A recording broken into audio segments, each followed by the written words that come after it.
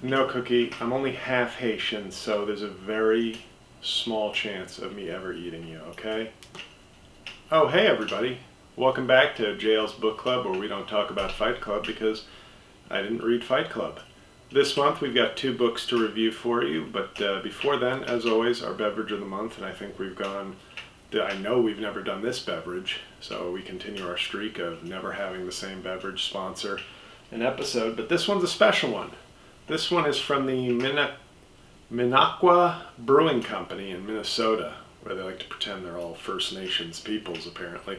But this beer is called MAGA Tears, and it was a gift from a fan, Lisa, who came to my one of my St. Paul shows last week. So thank you, Lisa, and I'll be drinking this perhaps even on election night, assuming things go as planned. So, MAGA Tears, your beverage of the month. Now, the 2 books this month, I did not realize how timely they would be. One of them I was going to read because it deals with immigration, and I thought, that election years, election time topic, always hot button, good book to read. But the book I read first, which was supposed to be read last month, but I didn't read as quickly as I thought, turned out to be much more relevant than I expected. By the time I was done with the book, Haiti became a huge topic in America. Look at that. And only one guy could actually be half Haitian and do a killer Trump and be of incredible relevance on multiple fronts and not get a single media request, interview, promotion, anything. Just take a guess at who that person might be. I won't tell you, but, just read between the lines and you'll figure out who's the one entertainer who would be of such insane relevance here that he should be getting bombarded with media requests and nary a one coming his or her way. We're not giving a clue as to who it might be, but pretty crazy. Anyway, let's get to the books. The first book is Haiti, the Aftershocks of History by Laurent Dubois. Or Laurent Dubois, if you're a fucking cretin. He is sort of a preeminent scholar of Haiti in America. He teaches at Duke University. All right, my best friend went to Duke, so I'll have to ask him if he had him. But this is a book that came out in 2012. The paperback, I want to say, like most paperbacks, probably came out a year or 2 later. But I finally got around to reading it. And let me tell you something, I'm half Haitian and I knew I knew plenty of stuff my dad told me from his perspective, but anybody who's interested in Haiti, now or ever, this is a really comprehensive, it's a 400-page, less than 400 pages, but it is a comprehensive history of Haiti.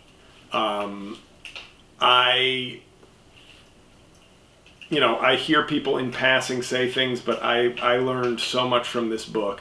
And one of the interesting things is the U.S. occupation. The history of Haiti is so intertwined with American history. It's crazy. And it is one of those countries, the more you read, the more it's like, yeah, France and the United States should help and pay Haiti in a substantial way for the damage they did and to help them recover. Because Haiti, it's like people will look at Haiti, as the former president would say, a shithole country. And let's just be honest, Donald Trump is certainly not somebody who knows the history of anything, let alone a developing nation that he thinks is shit. He thinks the people in Springfield, Ohio are eating pets. So I don't think he's somebody who's really going to dig deep into why is it so bad? But it is a perfect example of enough time has gone by and enough black people live in Haiti since the black country that America has no interest, much like when they became free in 1804 of France and they defeated Napoleon. They were not welcome into the world of nations. They were treated as a horrible sign of the doom to come if slaves elsewhere become free, specifically in the United States. So the U.S. and France kept them just broke for 100 years, basically, and then the U.S. occupied them for several decades. And this sort of idea, it's always a very convenient thing for America, whether it's looking at the history of slavery or the way they've treated other countries, to sort of go, my parents didn't occupy Haiti. My grandparents didn't have slaves. What do you want? Well, this is a book that's sort of like my father, just to put it in perspective. Now I'm getting old now. I'm 45. I'm no longer like 21. But my father was born under U.S. occupation for a few years. But that just puts it in perspective that like my dad was born under U.S. occupation in Haiti. So it's not really ancient history if you think about it. But once again, if you give reparations to Haiti, if you issue an apology to Haiti on behalf of the nation, well then some of the local blacks might be like, what about ours? And then you've got a real problem, because then you got to own up to all the bullshit you've done. And we can't do that because that's called woke. But this is, I'm so glad I read this finally. I've had it for a while. It's just anybody out there who's sort of hearing Haiti and interested in Haiti, or it is such a comprehensive history that you'll feel armed with a lot of facts, and it will make it just that much more disgraceful the way the Republicans are talking about Haiti. You'll just sort of go, wow, this is like insult upon injury upon injury upon injury upon injury. And this sort of demonization of Haitians as this sort of exotic, weird, pet-eating culture now is just, you'd just be shocked. And it's like old tropes that you'd look back and go, God, in the 1910s or the 1870s, people were really primitive and shitty, how ignorant. Or in 2024, if you're the modern American MAGA Republican Party, you can be 19th century ignorant now. And it's just being a truth teller and not a relic of an old racist past. So yeah, there's no passage to read here. There was just a ton of crazy, insane stuff in this book that I just, anybody out there who's just sort of like, I'd like to read something on Haiti. I'd like to know a lot more about Haiti in, a couple of weeks' time. The Aftershocks of History by Laurent Dubois. White guy, by the way. I opened up that page and was like, what is this? What does this Haitian man look like? And I was like, hey, wait a second. You're whiter than my mom. What gives? And then I'm going to burn this book because obviously I don't need a white guy telling me my Haitian history. So, psych, don't get the book. He's white. Just kidding. Great book. Great history. Perfect for now, I think. Perfect book to just pick up now and read. And, when Laurent Dubois gets that notice, why did I sell 7 additional copies this week? That's weird. He'll know where the bump came from. So that's the first book, which I had no idea how... I read it, I started it in late August, because I was like, well, my dad was born in August, so that's a good time to read. Just like I read the Say Nothing book on the IRA in March, because I'm half Irish. I said, well, my dad was born in August, so why don't I read this book in August? Had no idea J.D. Vance and Donald Trump would make it incredibly relevant. So that's your first book.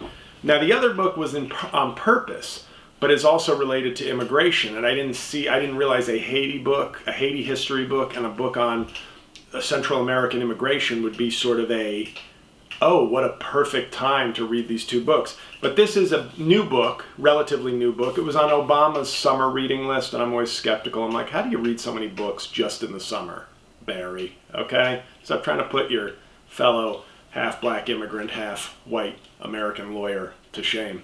But this is called Everyone Who Is Gone Is Here by Jonathan Blitzer. Now, I heard him interviewed on the New Yorker podcast several months ago, and I said, that book sounds interesting, and I believe it may have gotten a good write-up in the New York Times. I don't know what convinced me to then be like, yes, let me get this book. But this book is tremendous. If I had to make a prediction, I just feel like this is a book that will be on the New York Times top 10 for 2024. I could be wrong, but it is the things they tend to like in history book, which is current relevance, big historical scope, where you can almost say to somebody, hey, if you want to know about the U.S. and Central America and immigration over the last 50 years, and you don't have time to do all the research and listen to Joe Rogan podcasts and go to Prager University, and you just want one book that might actually give you real history, this is it. And that's kind of why I got it. I was like, this is such a hot button topic. It has been for years. I want to see what it's all about. And the book, it basically focuses on El Salvador, Guatemala, and Honduras. And you get the brutal history of basically when America, most significantly under Reagan, was on this obsessive, like, we got to stop communism at all costs.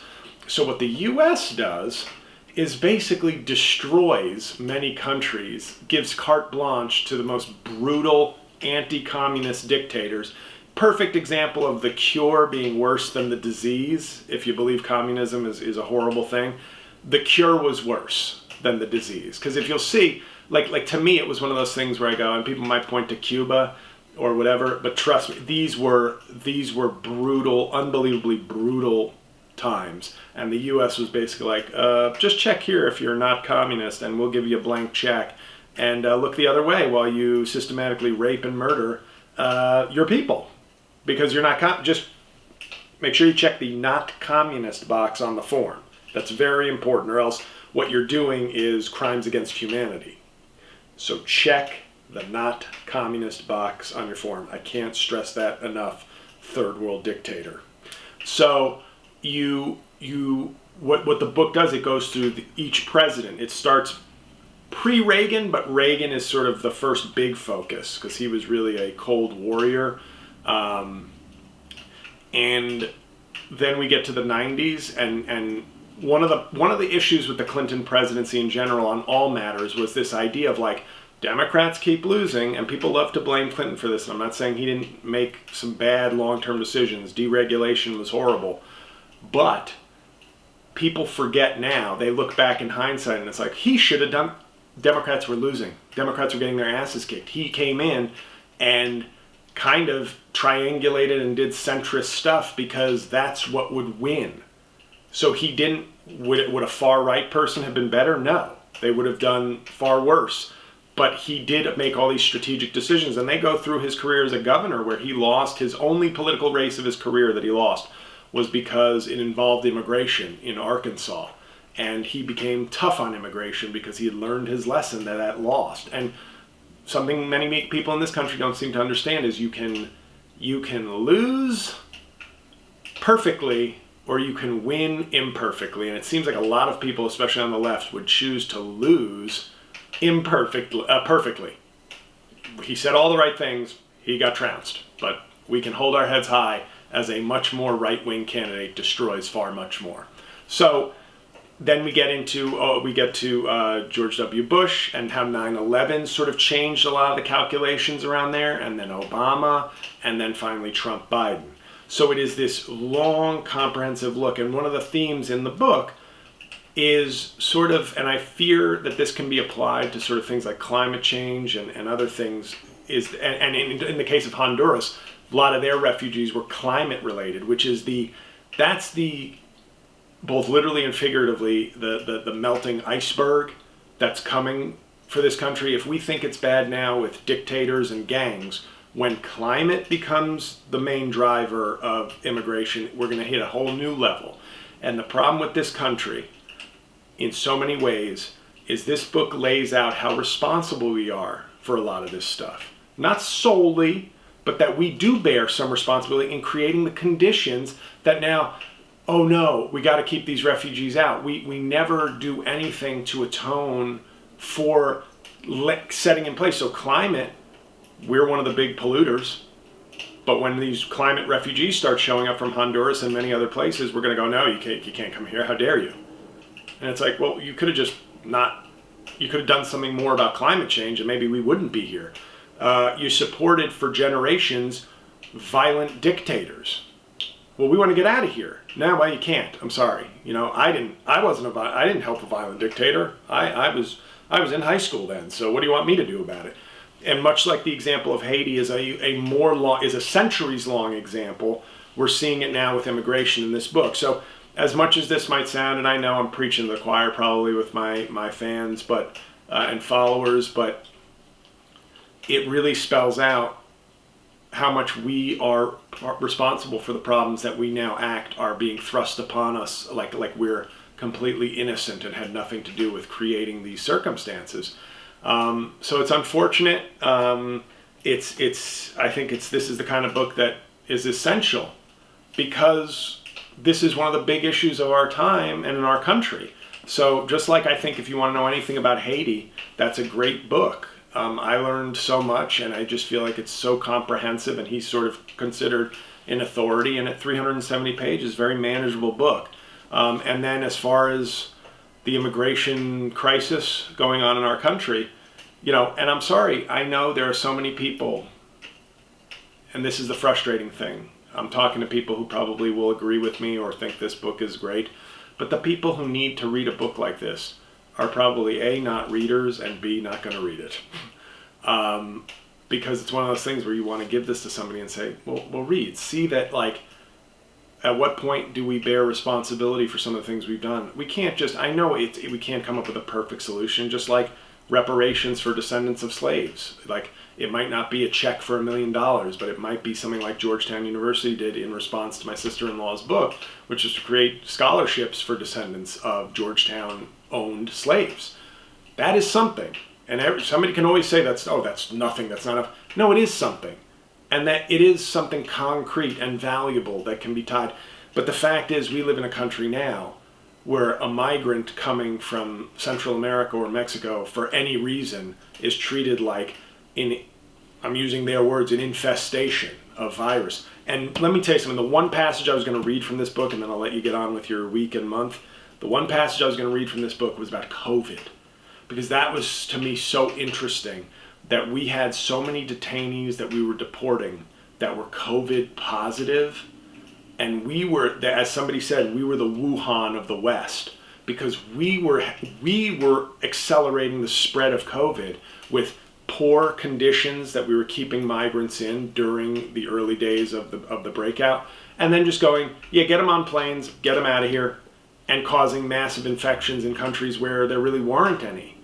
And I thought that was such a good, immediate example of look, this is like a time-lapse photography. Instead of having to show you 50 years of how we've damaged these countries in political, military, and ecological ways, here, we can show you in a month how the U.S. is like, fuck them, get them out of here, go, whatever happens, que sera, sera, we don't want them here. We're being reckless with our own people. We're certainly not going to be careful with these migrants and immigrants who are here illegally. Go back to your towns, go back to your villages, go back to your countries. If you don't get killed by a gang, hopefully you spread COVID everywhere because we don't give a shit. We're America under Trump. So I thought that was so, but COVID, like so many things else, was such an example of, we are done. And I'm going to end this on a positive note. We are done. We have become an increasingly selfish country. We don't care about other people. We don't care about anything beyond gas prices this week. We think everybody else is out to get us or is an enemy. And when I say we, I'm talking about mostly the right. I'm not doing both sides, please. But we don't care about anything. We don't have any long-term or even medium-term vision anymore for the betterment of people. So when COVID couldn't bring us together, when COVID couldn't unite us and make us all be careful and not view vaccines or masks as a culture war issue to divide us, we were done. Because all these other issues are long-term. And if somebody telling you might die next week if you don't mask up or take a vaccine, if that became an issue, what is telling somebody, over 50 years we've really destabilized Central America, over a couple of 100 years we've really ruined the climate, No. So I don't know what to do, but if you at least want to be more informed in a really well-written kind of historical and personal narrative, this book is so good.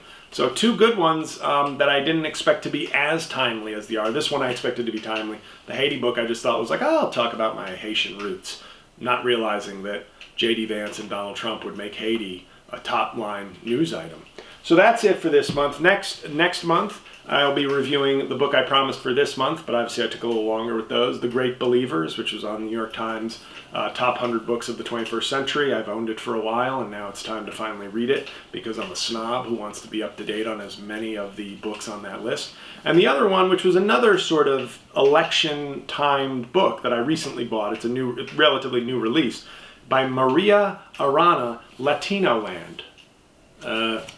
A Portrait of America's Largest and Least Understood Minority. Chapter 1, Why We Get to Say the N-Word Too. Just kidding, that's not Chapter 1. But, you know, I want to know more about America's largest and least understood minority. Like, why do you guys want to be Republican so bad? So hopefully that gets answered.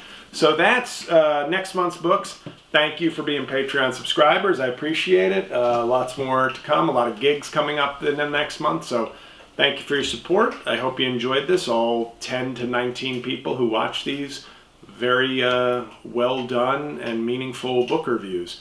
So until next month, remember, books, they're like documentaries for smart people.